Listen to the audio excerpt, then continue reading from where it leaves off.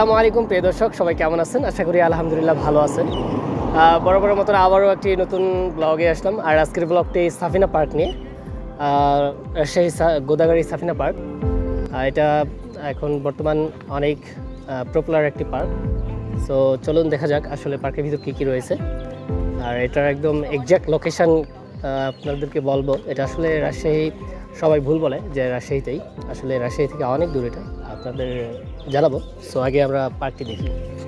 So ফার্স্টেই পার্কে প্রবেশের জন্য প্রথমে আমাকে টিকিট কাটতে হবে, আর তার জন্য সদর গেট দিয়ে আমি এগিয়ে গেলাম সামনের দিকে।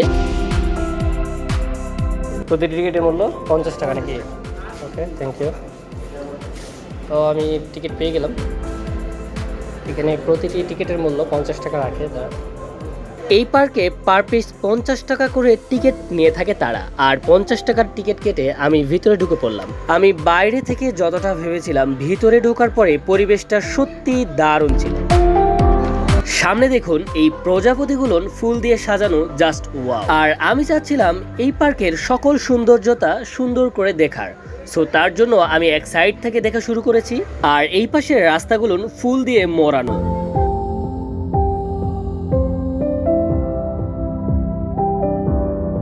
আর সবচেয়ে মজার বিষয় কি জানেন? এইখানে যে সব ফুলগুলো দেখতে পাচ্ছেন, এই সবগুলো কিন্তু একদম ন্যাচারাল। মানে এখানে কোনো কৃত্রিম ফুল ব্যবহার করা হয়নি। একদম ন্যাচারাল অরিজিনাল যে ফুলগুলো, সেগুলো টপে করে অথবা বিভিন্ন গাছে তারা রূপান্তর করেছে সৌন্দর্যতা করার জন্য। বিকেলের এই মৃদু মিষ্টি রোদ পার্কের সৌন্দর্যতা আরো বৃদ্ধি করে তুলে। কিছু সময়ের জন্য মনে হলো আমি এক অপরূপ সৌন্দর্যতার মাঝে হারিয়েছি। সামনের এটি সুইমিং পুল। এইখানে দুইটি সুইমিং পুল রয়েছে। এটি প্রথম সুইমিং পুল, যা ছোট আকারে।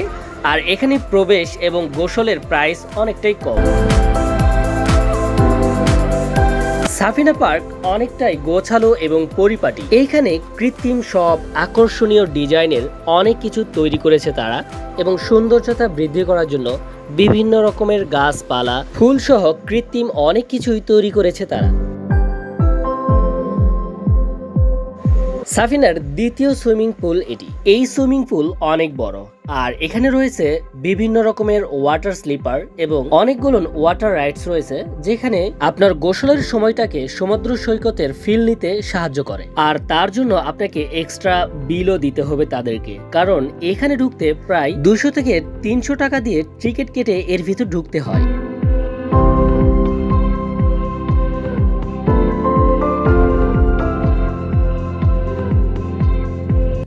রমজানের মধ্যে আসছি, যার কারণে একদম ভিড় নেই বললেই চলে এখন। আর আমি আসলে পুরো জায়গাটি সুন্দর করে দেখানোর জন্য এই সময় আসছি। অন্যান্য সময় হলে একদমই জায়গা দেখানো যায় না। আর এইখানে তারা একটি কৃত্রিম পাহাড় তৈরি করেছে, যার চারিপাশে বিভিন্ন রকমের ফুল গাছ রোপণ করে এর সৌন্দর্যতা বৃদ্ধি করে তুলেছে। আর এখানে প্রবেশ করতেও আপনাকে অবশ্যই টিকিট কাটতে হবে। এবং এই কৃত্রিম পাহাড়ের উপরে বিভিন্ন রকমের ভিএফএক্স এবং সৌন্দর্যময় দৃষ্টিনন্দন স্থাপনা তৈরি করেছে তারা। সাফিনার এই জায়গাটি অনেক সুন্দর দেখতে এবং দৃষ্টিনন্দন। এইখানে বিভিন্ন রকমের নৌকা এবং স্পিডবোট চলে, যেখানে আপনারা টিকিট কেটে স্পিডবোটে উঠে এই পাহাড়ের চারিপাশে ঘুরতে পারবেন। সামনে দেখুন একটি সুন্দর ব্রিজ তৈরি করেছে তারা, যেখানে প্রবেশ করে আপনি ছবি উঠাতে পারেন এবং উপভোগ করতে পারবেন সুন্দর মুহূর্ত। এইখানে তারা বিভিন্ন রকমের স্থাপনা তৈরি করেছে, যা দৃষ্টিনন্দন এবং অনেক সুন্দর। তার সঙ্গে এখানে অনেকগুলো ছোট ছোট রিসোর্ট রয়েছে। আপনি চাইলে এখানে ফ্যামিলি নিয়ে এসে কাটাতে পারেন আপনার সুন্দর সব মুহূর্ত। এখানে অনেকগুলো পিকনিক স্পট রয়েছে, যেখানে চাইলে আপনি বিভিন্ন রকমের অনুষ্ঠান এবং স্কুল কলেজ থেকে আসা সকলে রান্না করে এখানেই খাওয়া যেতে পারে। তার সকল ব্যবস্থা তারা করে রেখেছে। এইখানে অনেক সুন্দর সুন্দর স্পট তৈরি করে রেখেছে। সামনের এই জায়গাটি দেখুন, অনেক সুন্দর। আর এটি একটি ঝর্ণা।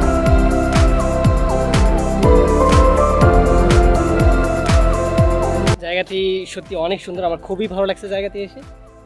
পুরো জায়গাটি অনেক বড়, আর আমি আসলে আজকে আমার হাতে সময় কম। আমি মূলত রমজান মাসে এসেছি এখানে।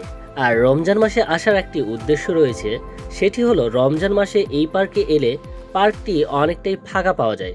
আর এতে করে ভিডিও কভারেজ অনেক সুন্দর করে করা যায়। আর আমাকে ইফতার করতে হবে, যার কারণে আমি চেষ্টা করতেছি পার্কটি খুব তাড়াতাড়ি কভার করে বেরিয়ে পড়ার।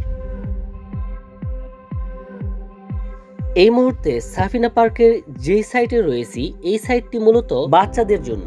এইখানে বিভিন্ন রকমের বাচ্চাদের রাইডস রয়েছে, যেখানে বাচ্চারা অনেক অনেক আনন্দ করার মতো রাইডস পেয়ে যাবে। তবে সাফিনা পার্কে বিশেষভাবে তৈরি করা বাচ্চাদের জন্য এই সাইটটি অনেক বড় একটি জায়গা নিয়ে গঠিত।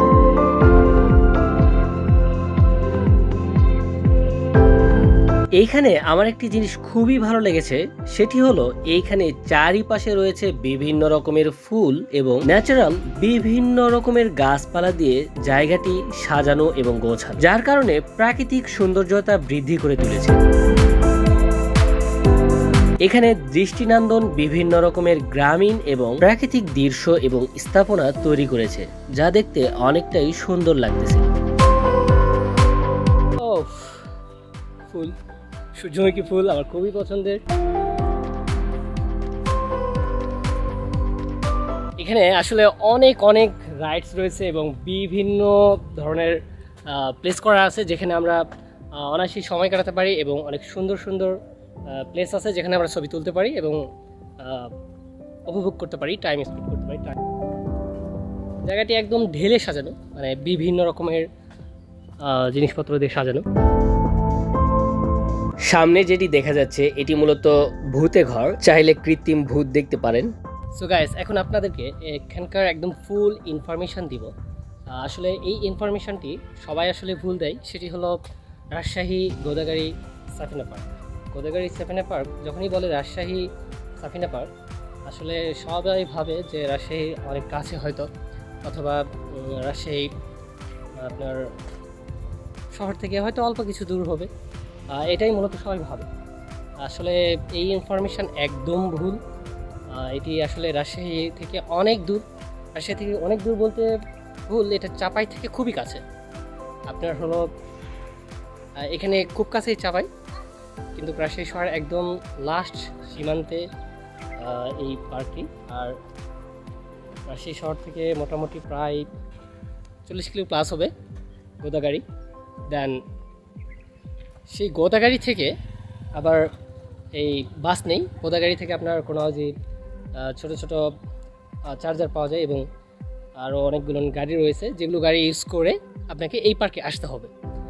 আর এখানে ওই গোদাগাড়ি থেকে আবার এখানে আসতে মোটামুটি আরও আপনার 7-8 কিলো প্লাস, আরও মনে করেন 20-25 মিনিট বা 30 মিনিট।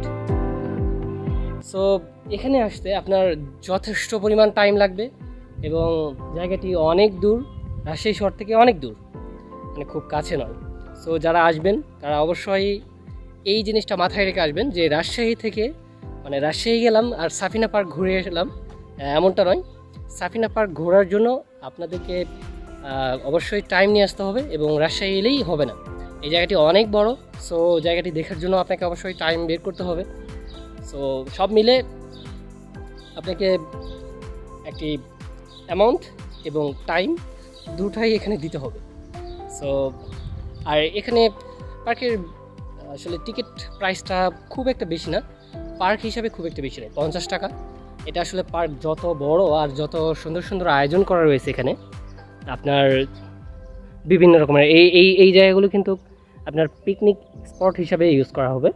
এগুলো জায়গায় আপনার বিভিন্ন রকমের জায়গা থেকে এসে আপনার বুকিং দিতে পারবেন। মাধবীলতা, এই যে কি বলে এটা, পিটুনিয়া, এগুলো নামে নামে আপনি যদি বুকিং করেন দেন এখানে আপনি সেটাকে ইউজ করতে পারবেন।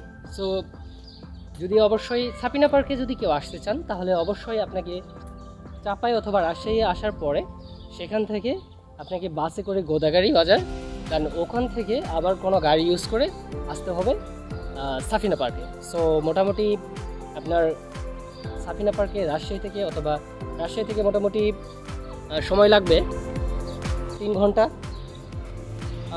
2.5 ঘন্টা তো লাগবেই, সর্বোচ্চ 3 ঘন্টা। আর চাপাই থেকে সময় লাগবে আর 2 ঘন্টা, 2 ঘন্টা হয়তো লাগবেই। তো অবশ্যই এই জিনিসটা মাথায় রাখবেন। সামনের এটি কিন্তু একটি ভিএফএক্স, এটি নড়াচড়া করে। আর এটি একদম পার্কের সামনের যে অংশটি, এখানেও বিভিন্ন রকমের রাইডস রয়েছে বাচ্চাদের জন্য। আর এগুলোতে আলাদা আলাদা প্রাইস তারা রেখেছে এবং এগুলোতে চড়তে গেলে অবশ্যই টাকা প্রদান করতে হবে। তার সঙ্গে এখানে একটি জিনিস আমার কাছে খুবই ভালো লেগেছে, আর এই সামনের এই গাড়িটি, যদি আপনি চান পার্কটি বসে বসেই পুরাটাই উপভোগ করতে চান, তাহলে এই গাড়িতে চড়েই আপনি পুরো পার্কের দৃশ্য উপভোগ করতে পারবেন। আর এই গাড়িটি দেখতে বেশ সুন্দর, আর এমন একটি গাড়ি আমি মমইনে দেখেছিলাম, পুরো মমইন ভিউ করার জন্য ইউজ করে তারা। এইখানের দৃশ্যটি অনেক সুন্দর, বিকেলের রোদ এইখানকার সৌন্দর্যতা আরো বৃদ্ধি করে তুলেছে। সামনের যে অংশটি দেখা যাচ্ছে, এই পাশে পার্কের আরো নতুন নতুন কাজ চলমান।